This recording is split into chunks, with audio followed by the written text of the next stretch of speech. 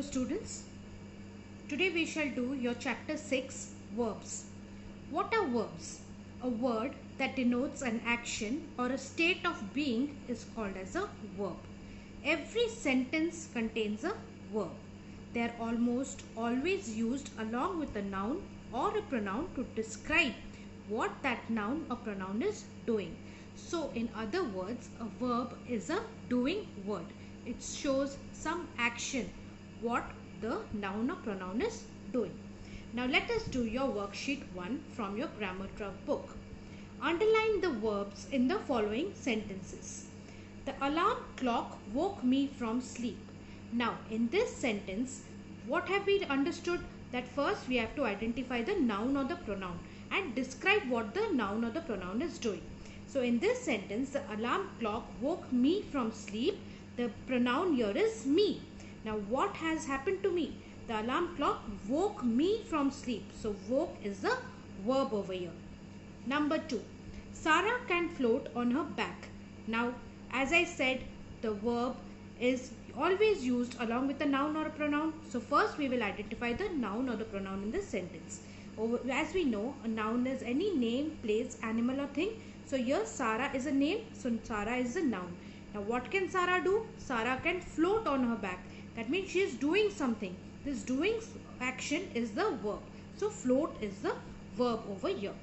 Next, the tourist hired a cab for the day. Hired means children, the meaning is rented. You pay some money and you rent or hire a cab and use it for the day. So the tourist is the noun over here. What has the tourist done? He has hired a cab for the day. So the doing thing hired over here is the verb. Number 4. Nana removed her dirty shoes. Let us identify the noun or the pronoun here. Nana is the name. So Nana is the noun. What has Nana done? The action done by Nana is she has removed her dirty shoes. Therefore the verb over here is removed. Number 5. Lena thanked her mother for the birthday present. Let us identify the noun. The noun here is Lena. What has she done? She has thanked her mother. That means the action taken by Lena is thanking her mother. So thanked is the verb over here. Number 6. Aditi agreed to help me with my homework. Identify the noun here, students. Aditi is the noun. And what has Aditi done? Some action performed by Aditi is agreed to help me with my homework. So agreed is the verb over here. Number 7. Mandy recited the poem perfectly. The noun is Mandy. And what has she done? She has recited. The action done by Mandy is reciting. So recited is the verb over here. Now worksheet 2. Use the box of verbs to fill in the blanks. Now students, there are some words given in the box. But before using the box of verbs to fill in the blanks, let us understand the meaning so that we are able to approach the exercise in a better manner. What is the meaning of praised? Praised means to appreciate or admire. To appreciate means to say good things about somebody. Next, dirtied, to mess up or to stain.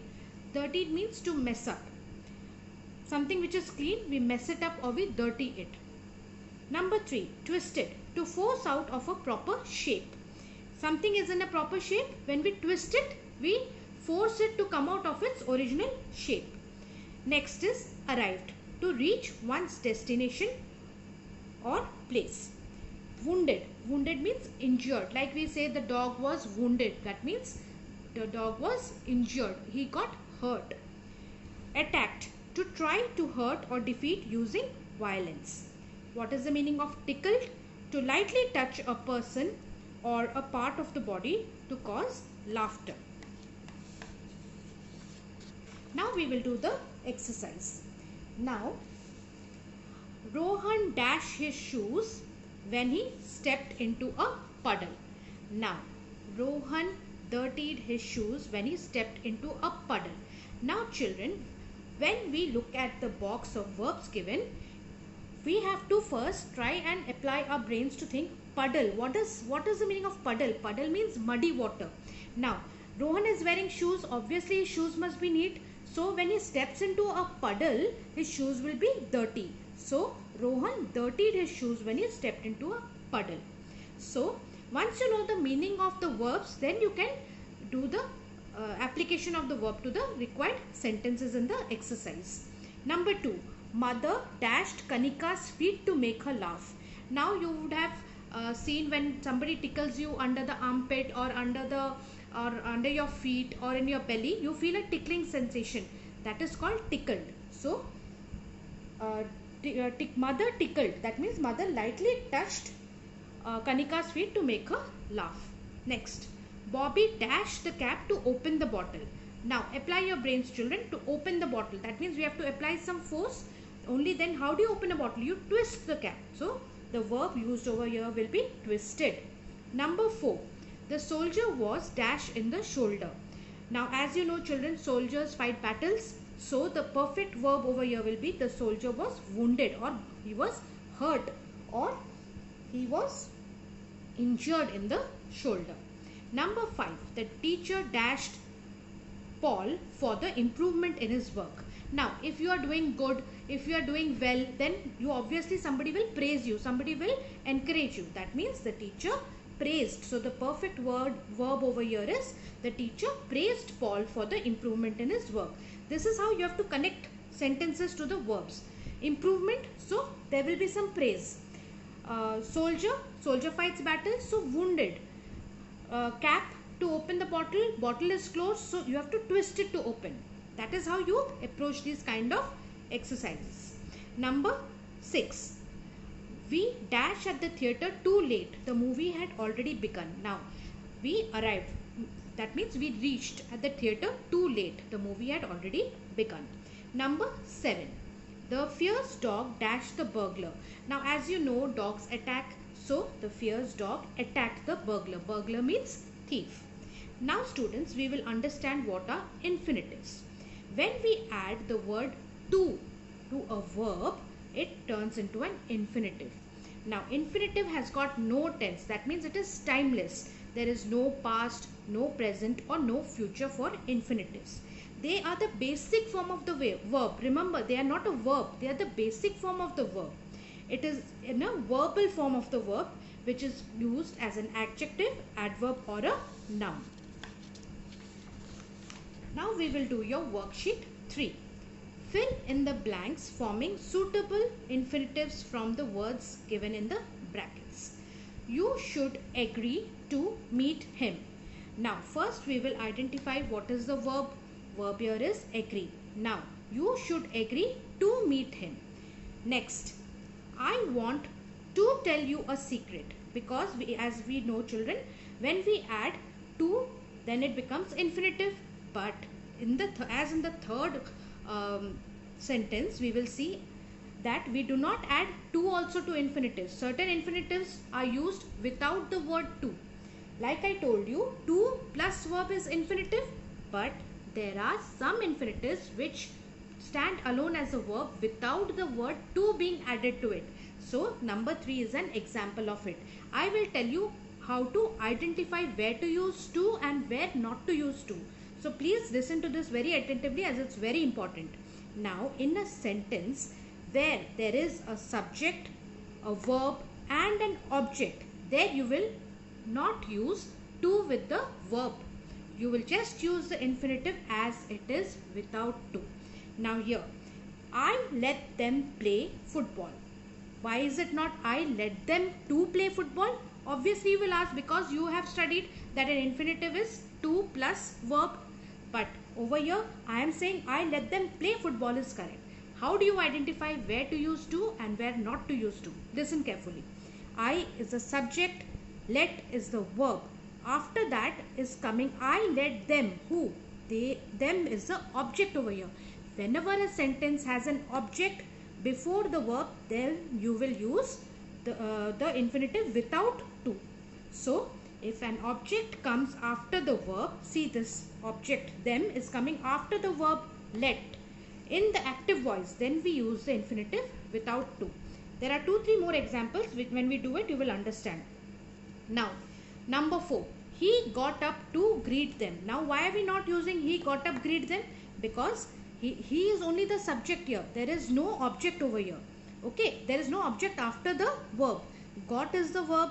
So after this there is no object. But as in the third sentence, I let them play. Verb, after the verb there is an object. Then only you will omit to. But when there is no object after the verb, then you will write to. Number 5. They saw him climb up the roof. Why? Now you will have a doubt. Why is it not they saw him to climb up the roof? Now because this sentence has a subject, a verb, and the verb is followed by an object. Therefore, we omit to in the infinitive and write just infinitive without to. They is a subject, saw is the verb, and him is the object. Now, since an object, him, comes after the verb saw, therefore we use infinitive climb and not to climb. These are very simple things which you need to keep in mind, and then you can very easily and correctly approach these kind of sentences without having to mug up anything. Number 6. Do we need to wait for you? Now see. Need is the verb. We is the subject, but there is no object after the need. So it is, the infinitive is written with to. So do we need to wait for you? Number 7. Please allow me to watch a film. There is no object, so it is written with the infinitive is written with to. Now number 8. We made him laugh heartily. It is not we made him to laugh heartily. Why? Because we is the subject, made is the verb. After the verb itself is coming the object. On whom are we doing the action? We, the subject, are making him, the object, laugh. Therefore, it is not to laugh. We made him just laugh heartily. We, the subject, made verb, him, object. Since the verb made is followed by the object him, therefore we use infinitive laugh without to. I hope this is clear to you, students. Next we will study participles. Participles are words which are formed from verbs. Now we studied what are verbs. Now we will study what are participles. Participles are words which are formed from verbs. They are also a verb form. What are the types of participles? Past participle and present participle. Now these participles on their own are used as adjectives. What are adjectives? They are describing words. What do they describe? They describe the subject in the sentence. Now these must be attached to some noun or pronoun, otherwise whom will they describe? They have to describe a particular subject. The subject will either be a noun or a pronoun. Adjectives, remember children, are describing word and verbs are doing words. Now verbs are of two kinds, regular verbs and irregular verbs. Verbs can be in the past or in the past participle form. They can be in the past in past participle form by adding, supposing there is a verb, you can add either D or IED after it to change it into past and past participle form of the verb. Next, what are irregular verbs? Here the ending of past tense and the ending of past participle changes. These are called irregular verbs. Now what is the definition of participle? A participle is that form of the verb which is partly a verb and partly an adjective. You have to remember this. It is also a verb and also partly an adjective. It ends in ing. Present participle ends in ing, not past participle. Not all participles end in ing. Present participle ends in ing. It represents an action as going on or incomplete. That means whatever is being done or action which is being done is not completed. It is still in the present state. So it is not, the action is still going on. Now once you do worksheet 4, your concepts will be more clear. Fill in the blanks with the suitable participles of the verb given in the bracket. Hear the knock, he opened the door. Hearing the knock, he opened the door. Because we know present participles are always followed by ing. So hear becomes hearing. Your hearing is the present participle. Number 2. I saw my friend go out of the class. I saw my friend going out of the class. Adip hurt his leg while playing football. I heard my sister talk on the phone. I heard my sister talking on the phone. We stood wait for the taxi. We stood waiting for the taxi. Now this action is not yet completed, students. It is in process. We stood waiting for the taxi. Number 6. The students dance on the stage are my classmates. The students dancing on the stage are my classmates. They are dancing on the stage and I am showing you that the students dancing on the stage are my classmates. Number 7.